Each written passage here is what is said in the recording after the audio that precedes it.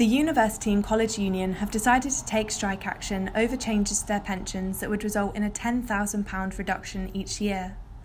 This change is due to the university's superannuation scheme being £6.1 billion in deficit.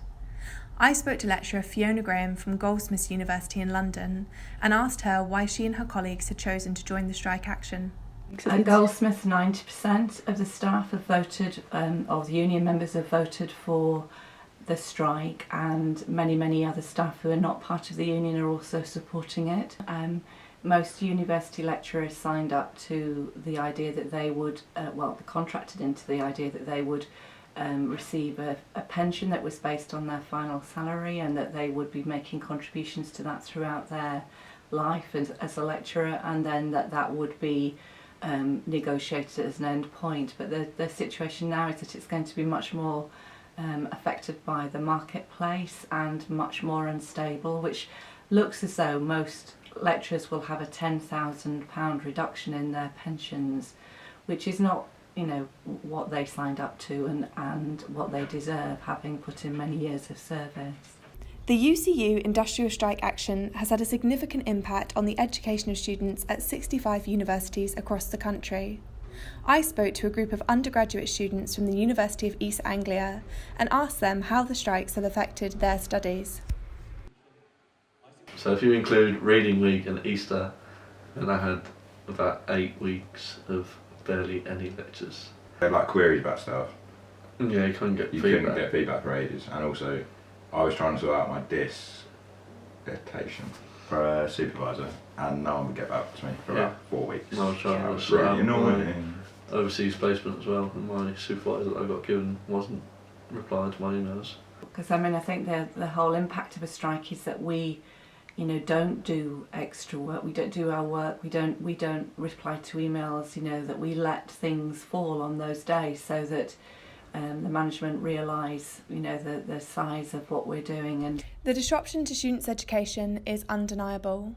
King's College in London has successfully refunded its students to compensate for the teaching missed over the past few weeks. However, the students I spoke to at the University of East Anglia seemed indifferent to the idea of a refund when asked. It would be nice. You think about how many weeks we're actually at uni and missing. We basically missed a whole 8 term. weeks, half a term. It's a lot, but at the same time, we're never going to end up paying our loan back anyway. Oh, yeah. So it would just take £250 it was. Staff, on the other hand, had a different view. I think it's a very good strategy for students to ask for compensation for the time that they've lost, and if they can work out how many sessions they've missed and how much that costs, and then write to their Vice-Chancellor about it. The media focus has been around the financial impact of the strike on students, often forgetting that staff have also lost out on money. The union does provide a support, but it's only £50 a day for members of staff. Obviously when you're on strike you don't get paid at all for that period. And I think that's very difficult for colleagues in my department. There's a lot of part-time staff, and that is very difficult for them because they're on half a salary anyway. So if they lose that, if their days fall on strike days, then they've nothing. So it does put people in a very difficult situation. It's like they are losing a lot of money, so you can understand why. I think it should be more like there should be a cap, so like the 30 plus should keep the same pensions, but like the younger generation of lecturers should be phased into this new pension scheme. Students and staff alike seem relieved that the strikes have finally come to an end. The Vice-Chancellor of the University of East Anglia held a public discussion this week to answer questions raised by students and staff during the strikes. He stated that the strike's impact on exams and assessments would be taken into consideration and apologised for the effect it has had on students' education. The UCU and USS has come to the agreement that a panel of experts from both sides will discuss pensions in further detail. In the meantime, all strikes have been called off and students are hoping for an uninterrupted exam period. Isabel Shaw for UEA News.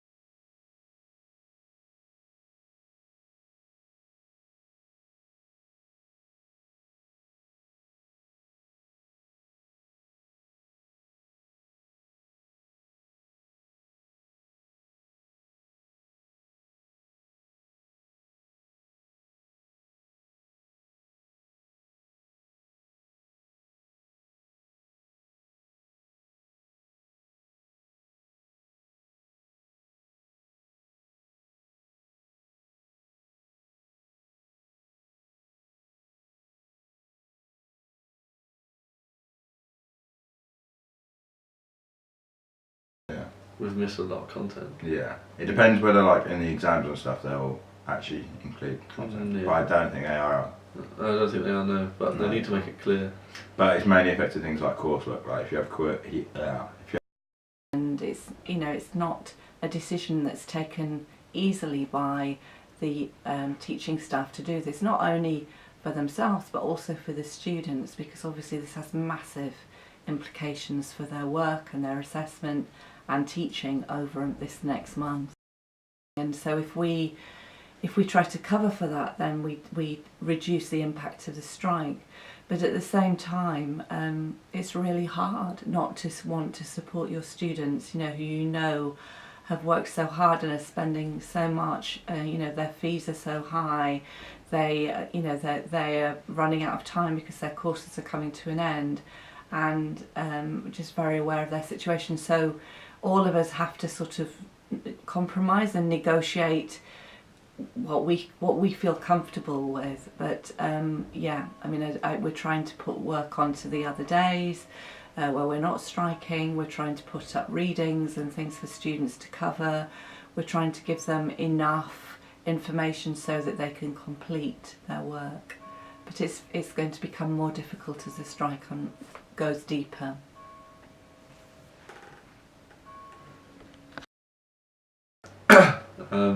So it had a big impact on my studies. I agree. We did have a lot of snow there. We had when And lectures, also snowed in. when Yeah. lectures were supposed to be on one of the 3 days that they were scheduled, one of them got cancelled because of the snow as well. So like even when they weren't on strike, we got a bit screwed over. It's awkward. Yeah. What about the actual reasons why the lecturers are striking to do with their pensions? Do you sympathise or do you kind of think, you know, the strikes are unnecessary? I kind That's of a agree very with them, to be Yeah. fair. controversial agree. topic, because like it gets to the point where there's a lot of money. Like Yeah, I sort of agree with them, but then I think that they do earn quite a lot more than Yeah. the majority of society already. Mm. yeah, So well maybe they paid. could sort of save it another way, but I guess. But the fact It's that not their their fault. contracts have been on a certain amount for their whole careers and they're going to lose 10,000 out of their pensions. That's fair Yeah. to change last minute. Well, I've said that I think it should be like a new thing to do. The young people Yeah, getting it's that. not- The new people who are becoming lecturers should get the new pension scheme, so it doesn't affect people their whole lives. Isn't that? That's a lot of money for their pensions. Not particularly. No, to be fair. It won't make much of a difference because you wouldn't get it back in cash. It would just be taken off the credit at the end of. Yeah, they already said there's Your no way loan. that we're getting it anyway. And if they did get a monetary fund of how much you've missed, they'd just give it to charity or something, which would be nice, but Well, also they're deducted from your overall yeah, loan. Well, that's it's not a going to make loan. a difference. Yeah, I exactly. think We're not going to pay it all back. I think we should get it back, but I don't think we will.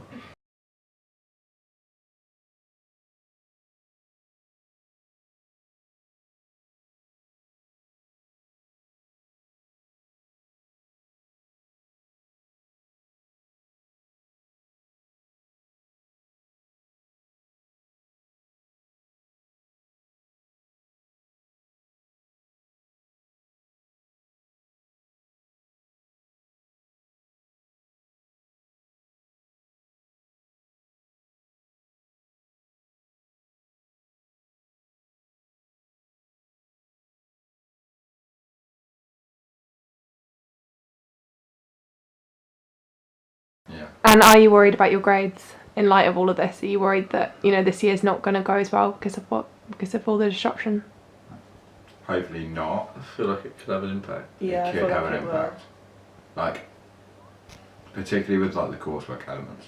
I think it's more exams because they can't really test us on stuff we haven't learned, but then they've not told us what we're actually being tested Yeah, on. there's not much like clarification as to what's happening in terms of compensation, in terms of exams, coursework, or monetary. So like for one of compensation. our modules, we basically missed all of the exam lectures.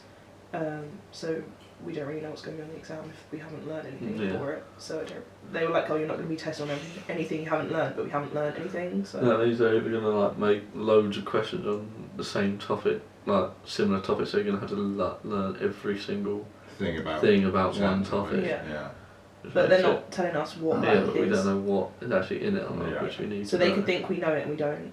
Yeah. So they need to give us like a range of like what lectures, like what they taught us, so then we know what to revise, so we don't Yeah. like revise pointless stuff which they're not going to put in. Because all the slide, quite a few of the slides that we were meant to have lectures for got put on Blackboard anyway. I think. Yeah, half the time they did, half the time they didn't. It was very Depends on the confusing. lecturer. And also, when they were on strike, it was very hard to know whether they were actually on strike or not, which was really annoying. Yeah, so I don't see why they couldn't have just told us that they weren't coming in. You just had to like sometimes. Well, they were probably trying to get maximum impact and disruption. I Like, guess. that's just not. Yeah. That's not our fault, is it? No.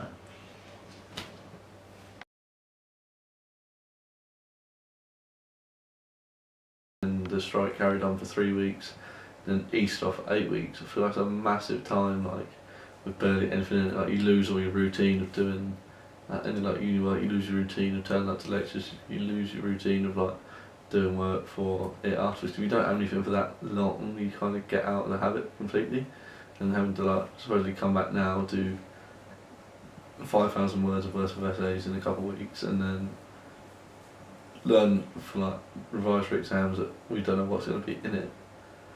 No, I feel like it's quite difficult for us.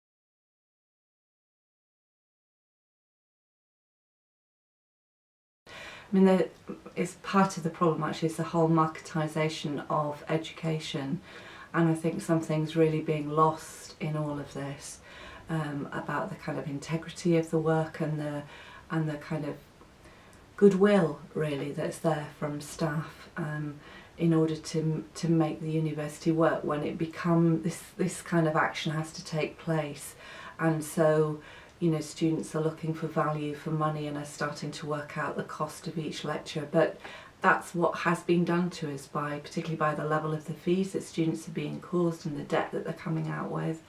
And I've got international students doing an MA that I'm teaching at the moment who are paying $17,000 for the year, and they're going to miss a month of that. So I think it's fair for them to ask for that, and I also think it will put the Vice-Chancellors and the management under a lot of pressure, because obviously that is another pressure in coming to a decision about what they're going to do. I mean, our Vice-Chancellor has called for the unions and for management to go back into negotiations. There are 15 universities where the Vice-Chancellors have made that decision, and but there are still 50 who haven't.